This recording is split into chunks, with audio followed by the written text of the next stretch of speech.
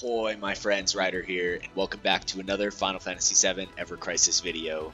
Today I'm diving into the new Critical Threat Reawaken Sephiroth quest, where lo and behold, there are Crash 2 battles. I don't think anyone was expecting this, I'm not gonna lie.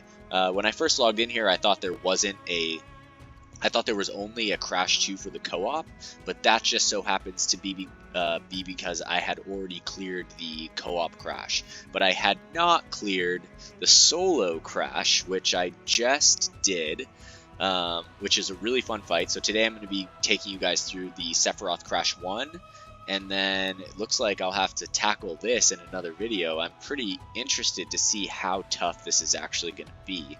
But that being said, let's get into the solo Crash 1. So I was never able to beat this quest when this originally came out. I was just barely able to beat the EX3 right before the event ended. I think with a team power of like around 200k. And so this team power is around 242. I think that the solo Crash power level is around 220, 230, if I remember correctly. And I did give it a few goes with Yuffie.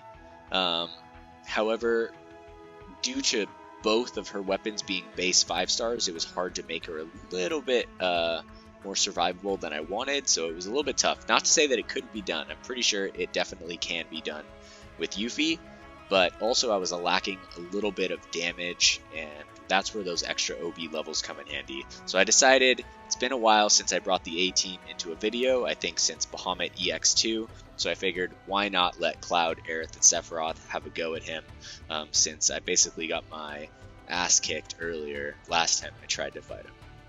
So let's go into this battle right here. He's only going to have one elemental phase where he's weak, and that is going to be to wind. So I am running Aerith and Sephiroth Wind, but let's look at Cloud first. So Cloud's over here sitting at 96k power, he's got 9.8k HP, 3.3k physical attack. If we go back and look at his R abilities, they are as shown. He's got level 6 physical attack, 7 lightning potential, 7 HP, 3 attack, 2 ability potency, and 11 blade arcanum.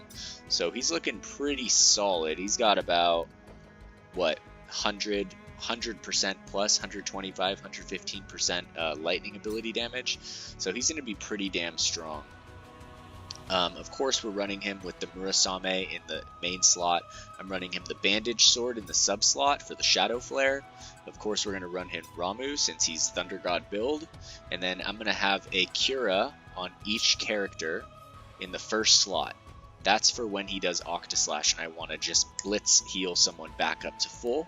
I'm also going to be running a Quakera Blow on Cloud right here, even though he doesn't have an Earth Resist down. So honestly, I could be running basically anything right here. Actually, you know what I should be running is Aurora Blow, since that's the only phase he's actually weak to. Alright, 5% physical attack too, I'll take that. So our physical attack went up to 3405. Alright, for his sub-equips, I'm running the Crystal Gloves, the Heavy Hauser, and the Seaside Collar. Alright, let's go over to Aerith Gainsborough. She is sitting at 72k power. She's got 6.8k HP, which is enough, but it's cutting it close. Her magic attack is 2.3k, and her healing is at almost 2k. I did have this switched where I had the... let's see here. I had the Fairy Tail in the second slot, and even with this amount of healing it was still a little bit tough, so I decided to just bite the bit a bit on this and just put Fairy Tail in the first slot, get that healing all the way up. It honestly makes the battle a lot easier, especially if your 2 DPS can handle the DPS check. Then it leaves Aerith more freedom. However, I'll still be able to use the Prism Rod. And because she's running her Prism Dress, she's going to have boosted wind potency. So if we go back here and look at her abilities, her wind potency is going to be at, it looks like, only 2. But still better than nothing. It's at 15% plus the costume, which is the Arcanum. And then I'm going to be running the Holiday Cane on Matt, so she's definitely more of a tankier build. If you look at her physical defense and magic defense, sitting at 139 and 153, and then the Chocobo Staff for the healing and the magic defense, and then the Bahamut Rapier for the magic defense and the magic attack. Alright, last but not least, we have Sephiroth here, sitting at 8.9k HP, 3k physical attack. His back-end abilities are as shown, so he's definitely looking stronger on the wind potency at 55% here, plus the Mastery costume, which will be another 20%, so that's 75% extra wind damage, plus the physical attack bonus. All in all, he's looking pretty solid as a DPS. So we are running him Dark Heavens OB8, and this is the key weapon of the entire fight. This is going to allow you to break his sigils during Masamune and waiting, which is a very quick casting sigil break. And what's great about this is that even though it's not a diamond breaker, it doesn't have the diamond right here, it does only cost 2 ATB costs. So it's a fantastic weapon. I mean, the only really other thing you would want to run in his offhand would potentially be the Torn Wing for the solid barrier, which can increase the physical defense of a single ally mid to high for dealing with his Octaslash. However, that's why I'm going to be bringing a barrier to deal with that on Sephiroth, which is going to be essentially how I run through everything. As for his sub-equips, we have the Falchion with the physical attack wind potency, we have Amaranth's Claws, and then we also have the Glareed over here. Alright, and last but not least, the Materia. Like I said, we have a Cura on each of the characters.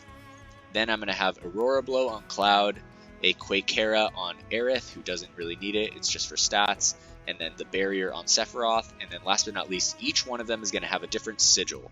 So I try to match with the weapon, so we're going to put Circle on Sephiroth.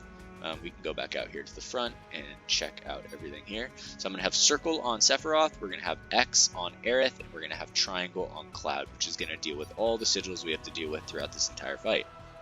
Alright guys, well that being said, that is the setup for the Solo Crash Sephiroth fight. Let's get into it. It's a pretty fun fight. I enjoyed it quite a bit. I was really trying to get it with Yuffie, but I gave myself a timeline of 2 hours to work on this today, and so I think I'm going to have to try for Yuffie again tomorrow. But for now, we'll just go with this team. So right off the bat, you're just going to let your ATB completely charge up. I am not going to do anything with any of the characters. I'm just going to wait for my little red diamond right here to fully charge, and right at the end, I'm just going to switch over. Stream is a tad laggy on this move right now. So let's see here. Yeah, so it's lagging a bit. And because of that lag, you won't be able to get off 3 of the Kiragas, which is kind of annoying. Let's see here if it works or not.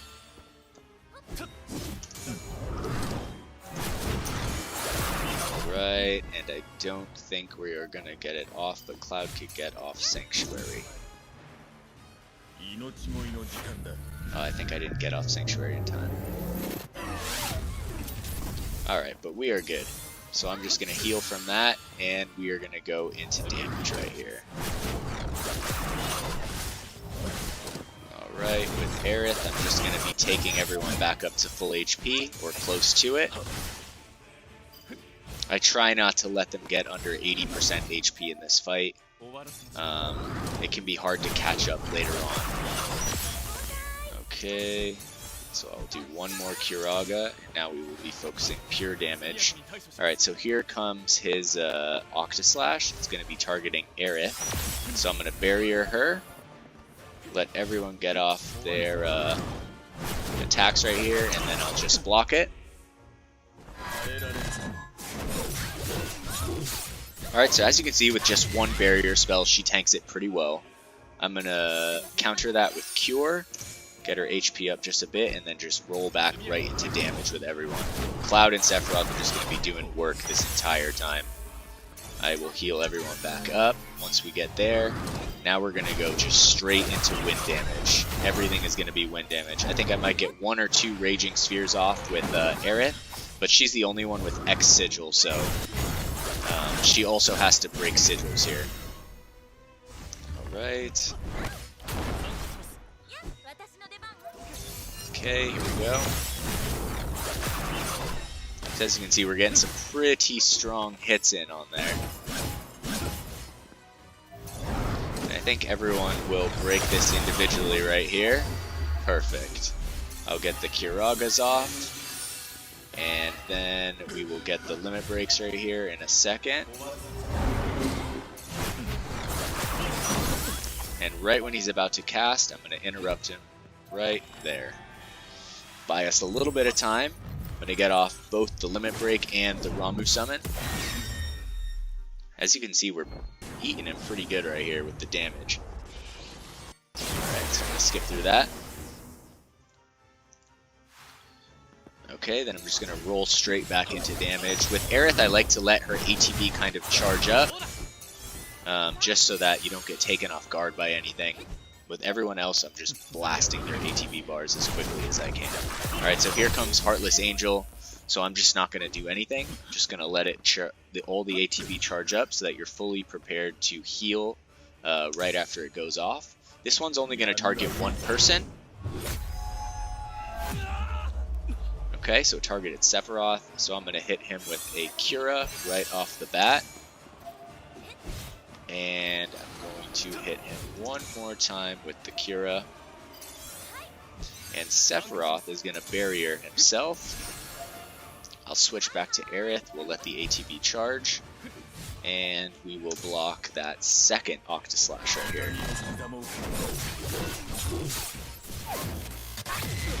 Alright, there's that one. I will throw on another heal and then roll straight back into damage with them. Now we're heading into like I feel like almost the last phase of the fight. He's going to have a couple Masamune and Waitings coming up out of nowhere, so you just got to keep your eyes open for those. Alright. Here's the Hell's Gate. I'm going to block it. And then as soon as the stun goes away, I'm going to Kiraga. Oh no, wait. I'm not going to Kiraga. It's Heartless Heart Angel. Alright. So I'm just going to let ATB fully charge on this, since he's going to take everyone down to 1. There's no point in healing right when you see that coming. Okay, so straight into Kiraga, and I want Cloud and Sephiroth to heal. Here's the Masamune in waiting, switching over to Sephiroth, immediately going into Telluric Fury. And as you can see, it is super, super clutch. Going to Kiraga. Have everyone roll into damage, and then heal again. Okay, here comes the Octaslash. Sephiroth is going to barrier himself. And let's get that last heal on him. Alright, he is good to go. This will be the third Octaslash. And it looks like we're handling them pretty well. Okay, after this, I think I'm going to let Sephiroth go for damage, Cloud go for damage, Aerith is going to go for the heal.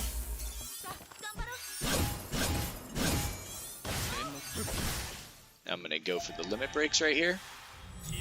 There is going to be another Masamune in waiting coming up, so just keep your eyes open for that.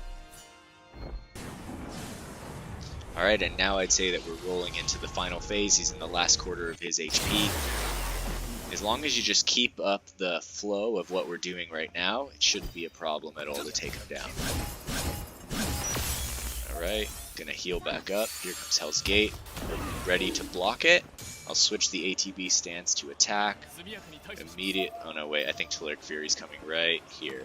Yep, there it is. There's the Masamune in waiting. It's a little tricky with it. Alright, there is Aerith. I'm going to do one Kiraga, switch back, and we're going to focus primarily on DPS right now. That is the level 5 Mega Flare, so I'm super stoked on that. I'm just going to roll straight into damage right now. Switch back to Aerith, and switch over to the blue. This boss is insane. I absolutely love fighting Sephiroth. He's crazy with all of his take you down to 1 HP and his Octaslashes, and they just keep going. Alright, so I'm going to hit him right here, interrupt his Shadow Flare, with our Mega Flare, level 5 Bahamut, first time ever used in a video. I've been waiting to bring this guy out. This is like the perfect fight for it. Alright, let's go.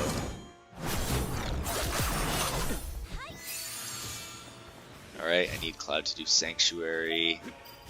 I don't think he's gonna have the time. Oh, we just missed it. Hopefully we survive this.